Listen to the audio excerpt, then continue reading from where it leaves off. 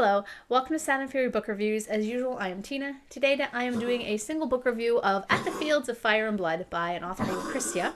So this is a gothic fantasy that was self-published but only online. I guess that makes it a web novel, something that I'm not used to, so forgive me about that.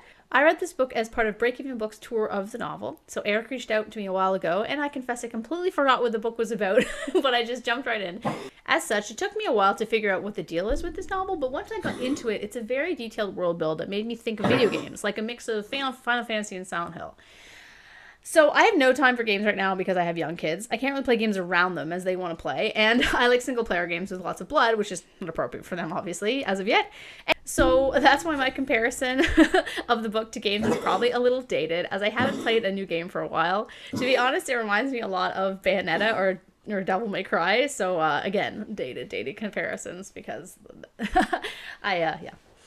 Anyway, what is this book about? So humanity set out to achieve godhood and failed. Their attempt left a ruined world behind, one touched by magic for the first time, but blighted by heaven and hell seeping into it. The ones who were left behind hide in the great walled cities, caught in the throes of timeless undeath, and almost completely decimated by the monsters set loose from the deepest abyss of the collective unconscious.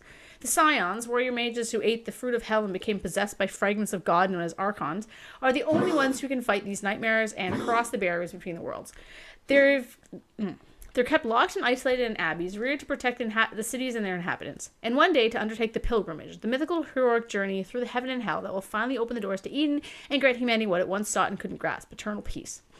But inside the walls of one of the abbeys, rebellion is brewing. Kayla, Joshua, Sarah, Matthew, Vivian, and Darren, tired of their captivity and plot to gain back their freedom and find answers to the mysteries of their dying world.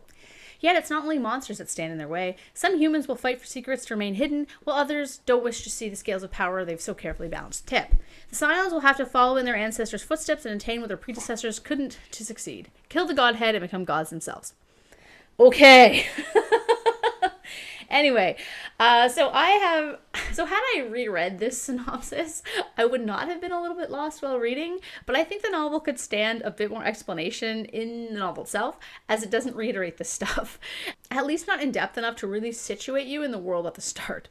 So there's a balance in novels that needs to be struck between exposition and info dump, and this one went a little too far from exposition, I found. But, that's also my fault for not, liking to read back cover copy. So that's probably more on me. Anyway, the style of the novel is really cool. It's got a really fascinating aesthetic, and it has this detached third person that follows all the 6 characters around. This might just be a formatting thing, as I read it on my Kindle and not online, but it needed an extra space between paragraphs when the point of view switched, at least at the start. Eventually I figured out how it worked, but it needed a solid transition strip, basically, in a way, between the POVs. Again, this just might be how my tablet reflowed the pagination, so this is not really a critique of the book. I'm just saying that for me, I found it a bit like, oh, we're in this person's perspective now, but I think that honestly is a formatting thing. I really loved the tone. It paired really well with the aesthetic that they created. It was dark and creepy and very gothic at the same time as being fantastical.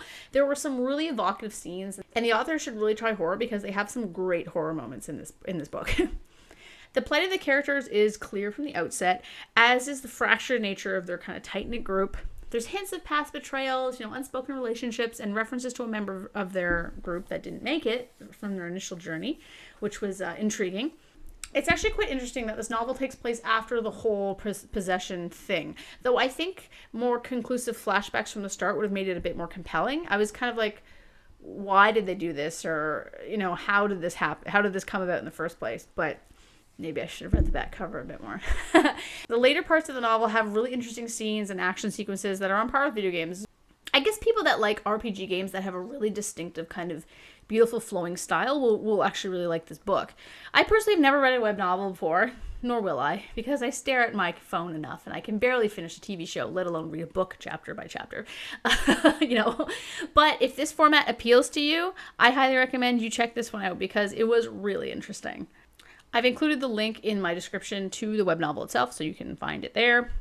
I'm not sure whether web novels are edited, but if this one wasn't, it's fantastic because the writer has a great grasp of narrative craft, and I think they would do well to publish this at least as an ebook and as also in in a paperback as well.